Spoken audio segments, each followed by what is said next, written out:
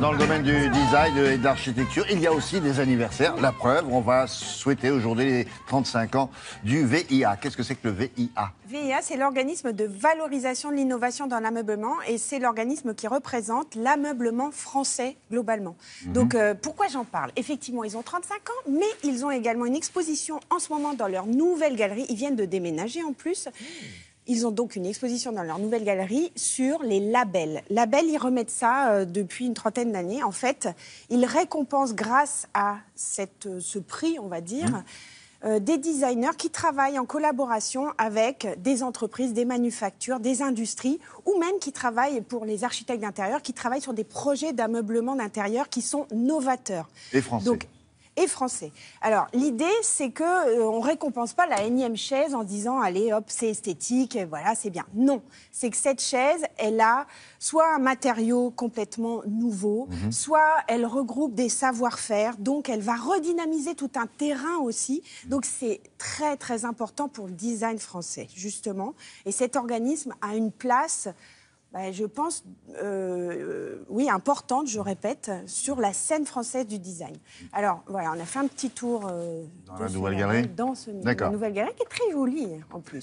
Regardez.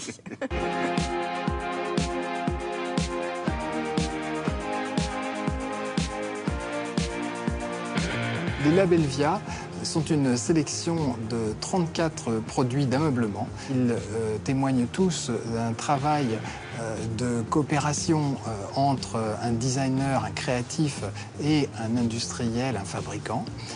Et ils résultent tous d'un travail de fabrication française.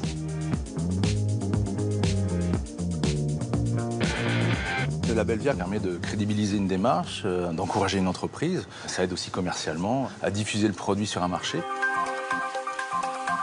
Donc le VIA nous a contacté en m'apprenant qu'en effet, une chaise dessinée pour une marque française venait d'être labellisée par le VIA.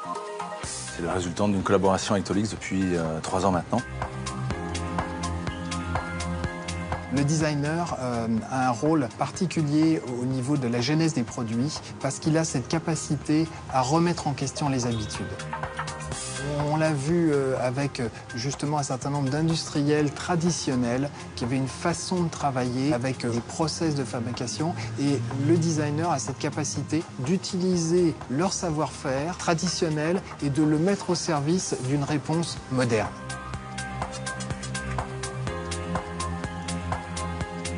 Cette chaise a 80 ans et elle est toujours produite de la même façon.